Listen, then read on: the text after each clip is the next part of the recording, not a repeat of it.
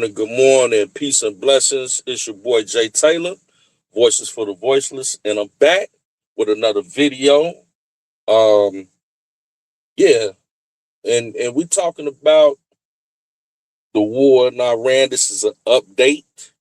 It's been a minute since I think I dropped my last video last week. I've been very busy with the music, like extremely busy with the music. So I've been doing less videos, but I have been keeping up with what's going on. And as the title says, U.S. Iran ceasefire collapsing, blockade escalates in Strait of Hormuz, war update. So let's get to it. Last time that I did a video, it was about the ceasefire, which was scheduled for 2 weeks between Iran and the United States, which they both agreed upon. J.D. Vance flew out for negotiations in Pakistan to meet with Iranian leadership, which the negotiations didn't really go anywhere. Okay, so if you want, check out the first video to get a little bit more clarity on what was going on with that. Uh, Feel free to check out the last video. But, what I like to do here is I take in the information and then I like to explain it on basically on a GED level. You know what I'm saying? So anybody can understand what's going on, because it's a lot of misinformation out there. And I just, want to make it as simplistic as possible to understand so everybody, can understand and grasp exactly what's going on. But yeah, man. So, like I said, my personal thoughts: I do not like this war. I do not agree with war. Period. I think that we shouldn't be in war.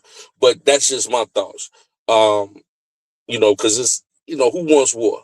But at the end of the day, I do also understand that sometimes you can't avoid. It's unavoidable.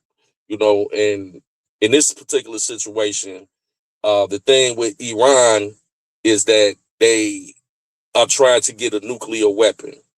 And also they, in the process of us going over there to stop them from doing that, they closed the Strait of Hormuz, which is a supplier of 20% of the world's oil. And when they did that, we put a blockade around their blockade with our U.S. Navy. So they say, hey, and what the U.S. Navy did with the blockade, since they wanted to cut off people from coming over there getting the oil, because they're not the only country over there that sells and receives oil over there. So, they call themselves doing that. We pull our U.S. Navy to put a blockade around their blockade, and what we did was allow all the countries, except for the countries that want to buy and sell with and trade with Iran. So, if you're going to another country, UAE, or if you're going to, one of those other countries along the strait, the U.S. Navy will let you through. But if you're going to coming from the Iran's ports, then the Navy is denying access to all Iranian ports in the Strait of Hormuz.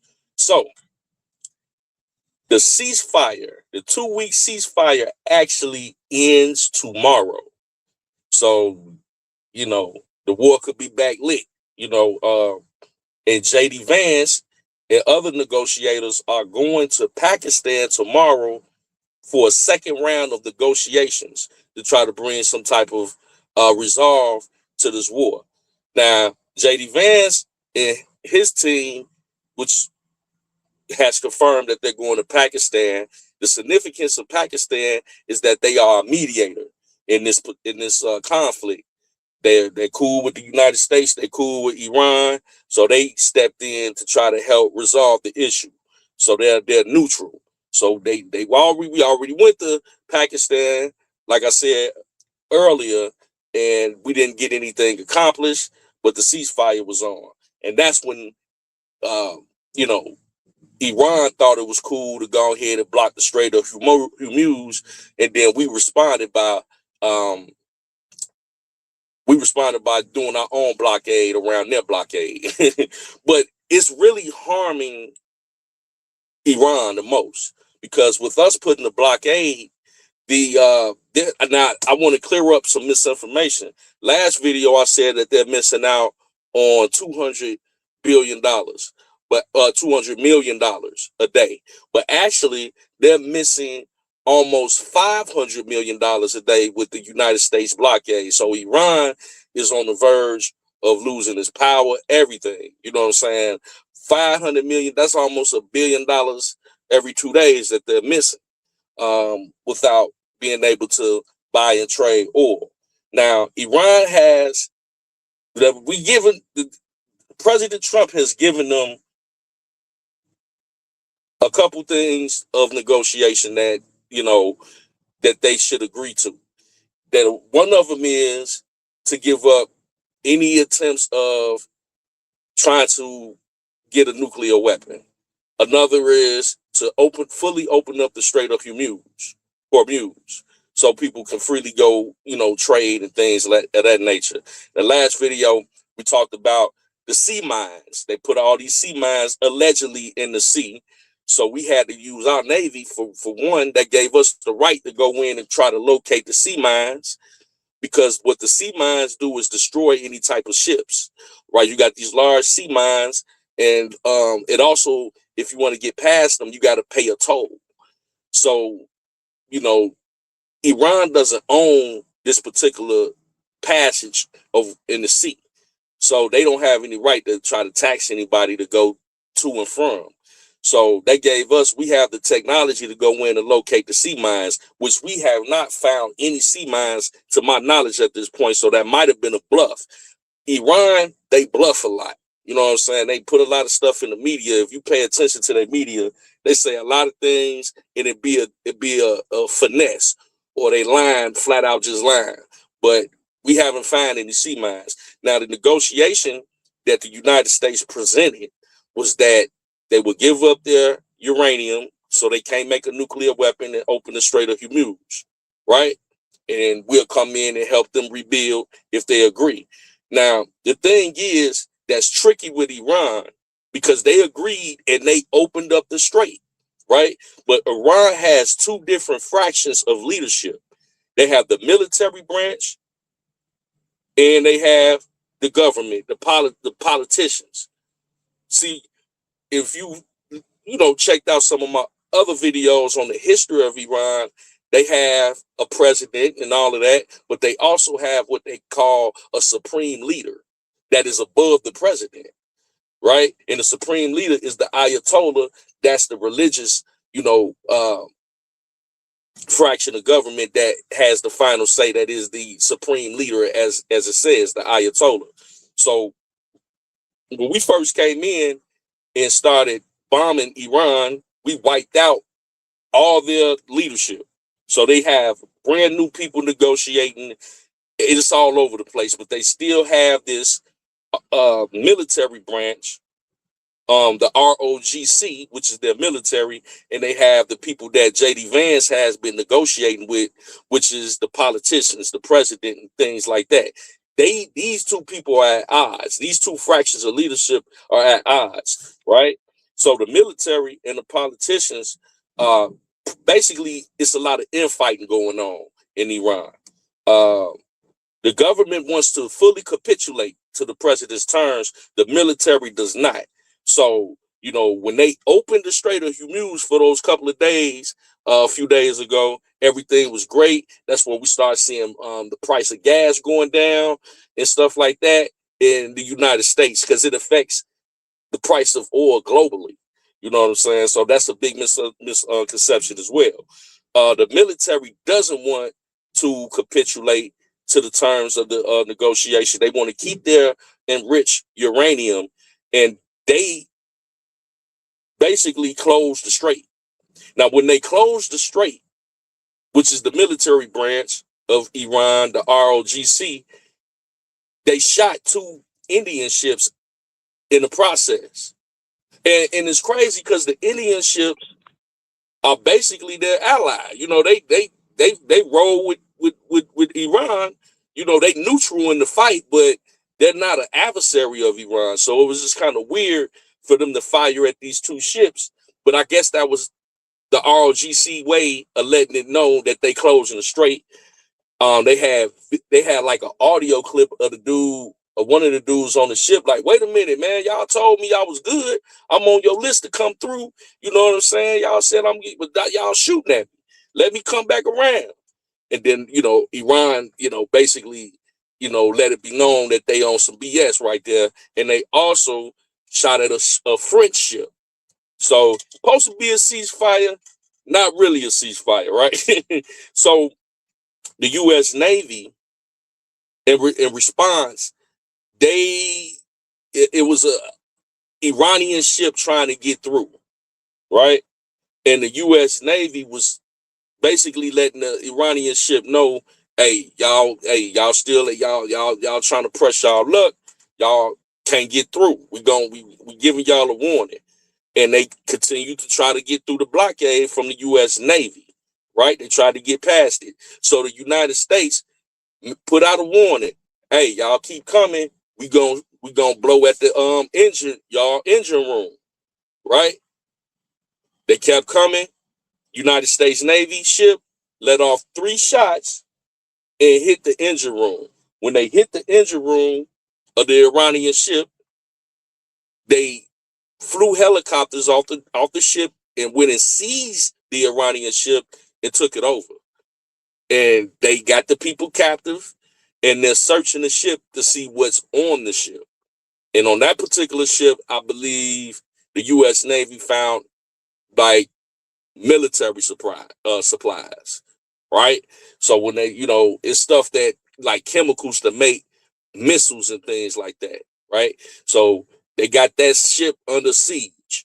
Then it was another Iranian ship that they seized that tried to test the blockade. They didn't shoot that one, but they did board it and they took it over. So the United States Navy has taken over 2 ships so far from Iran that was trying to test the United States Navy blockade. It's going down in the Strait, man. It's going down in the Strait.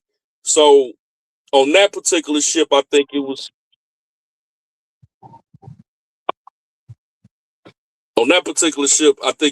oil. It's a thing.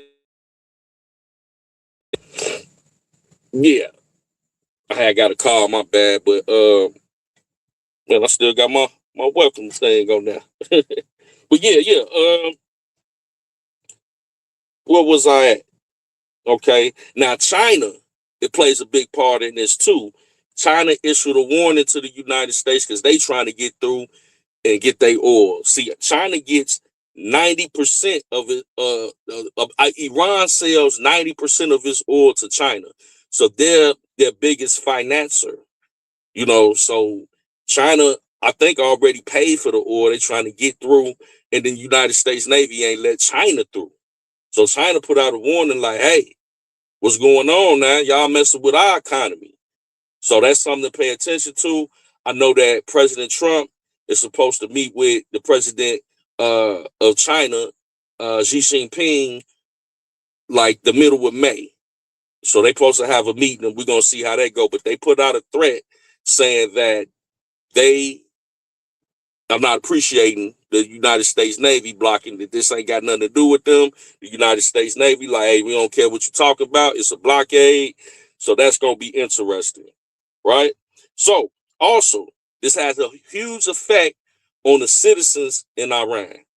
If you know, it's different. We're not at war with the citizens of Iran. We are at war with the regime, the leadership. The citizens are in 90% of Iranians are in favor of what Trump is doing. They've been under tyranny for 50 years almost, for 47 years since 1979. So a lot of them, it's different over there. You know what I'm saying? You talk about fascism, when you talk about uh, being under a dictatorship. These people have really been under a dictatorship for 47 years under the regime in and they trying to revolt and take their country back to what it used to be. So some of the citizens in Iran revolted against the regime, and they actually unalived one of the leaders of the ROGC. So it's going down over there in the cities and the towns in Iran. They trying to, you know, by Trump coming in with the military and basically taking out a lot of their military. This give the citizens a chance to take their country back, and they acting on it. You know. So another thing is the Strait of Hormuz, like I said, supplies 20% of the world's oil, which affects the price of oil. So when people try to understand, see, our oil and gas prices is not just based on what's going on in the United States. It's a global thing. So that's why our oil and gas prices go up in this type of situation, right? So that's something that, you know, you got to do your research on the petrodollar. And that's another thing. China and Iran and Russia, they trying to get around using United States currency, and they trying to formulate a new currency to bypass the US dollar. That's what this is. A lot of this, the majority is about. Whoever controls the oil, controls the energy, controls the world's economy. So it's a lot to do with the nuclear weapons, but it's also a lot to do with power and control of the dollar, right? So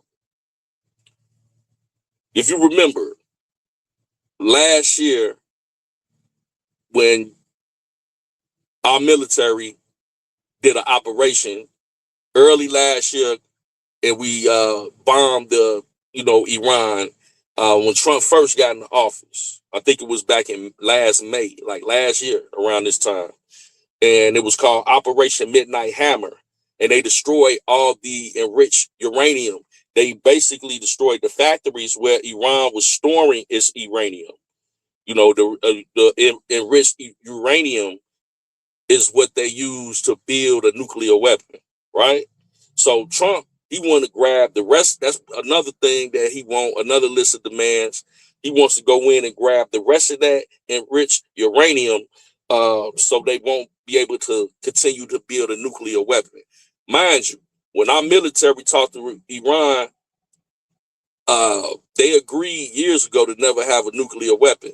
But when we talked to Iran earlier this year or last year, they told us, man, shoot, a nuclear weapon, we got enough uranium to make 11. And when we do, we gonna bomb y'all. Yeah, we own that.